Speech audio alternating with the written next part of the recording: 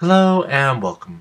So for the past 2 days after EOC came out, I had originally planned to first redo my fight kiln guide, which is the same steps as before the EOC, but the only difference is the ability bar setup and how you do Harken. Besides that, it's pretty much the same thing. Then I was going to finish my Nills episode 16, then finish up my real life Q&A video, which I was kind of shocked because it went on for like 8 or 9 minutes when I had only planned for like a 2-minute video. This is pretty much my plan for the next week or so. But over the past 2 days, I've been at TDs, and quite honestly, it was difficult to do at first, but once I got used to it, it was about the same as before. Maybe a bit faster because they haven't updated the damage it takes for the Tormented Demon to change prayers if they take damage from like a Dreadnought or Familiar. And what I mean by this is like if my Dreadnought or Titan hits more than a 300, the TD will spray melee.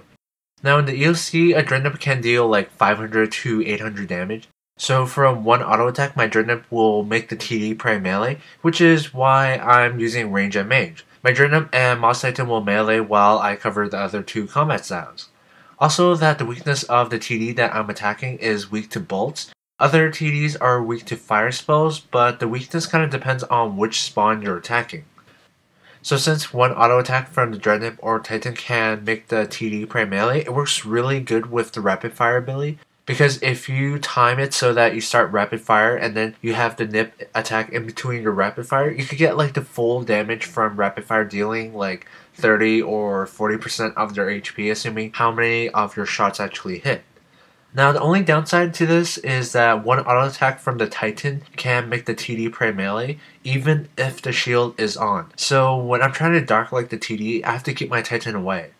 But they kind of made dark lighting easier because if you have a dark light on while using abilities, if those abilities hit, it'll take down the shield. Also, while doing this as the point of the video, they seem to have improved the drop rates of Dragon Claws. Before the EOC, I was getting about 1 in 300, and now I'm getting about 1 in 120 TDs for Dragon Claw. But I guess it doesn't matter too much because claws are like level 60 equipment, and my friend sold his pair for like 2.5 mil, so even that, it's not that much money. So over the past 2 days, I've killed about 550 TDs that I have logged. There's probably like around 10-20ish that I killed in a dual free-for-all split. Now, I've also been keeping track of how many monsters I've killed in my Nills to Build series, and I've just passed the 700 TD kill of my series.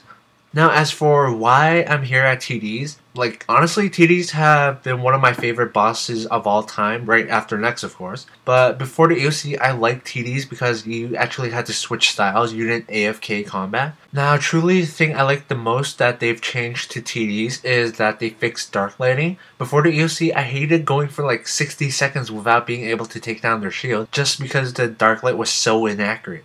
And now if you have a dark light on and use an ability that hits, it'll take down their shield, as long as the ability does damage. So at the moment, I've only gotten one dragon plate piece, so I believe they're probably still as rare as they were before. As for any other drop, I haven't seen them yet, but I'll be going for possibly a 1001 TD drop log.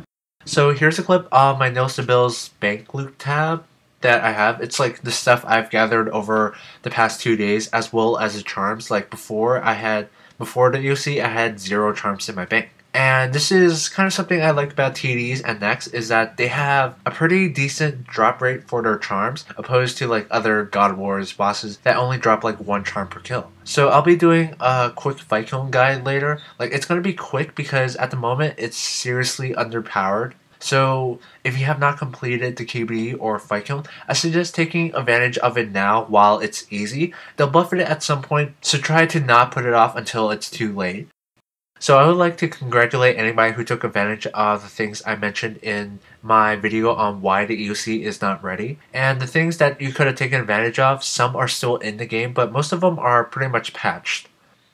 Firstly, prices on new items. With new items being introduced to the game, the people who went and worked for those new items through skilling or bossing were able to sell them for high values, depending on how early they got the item.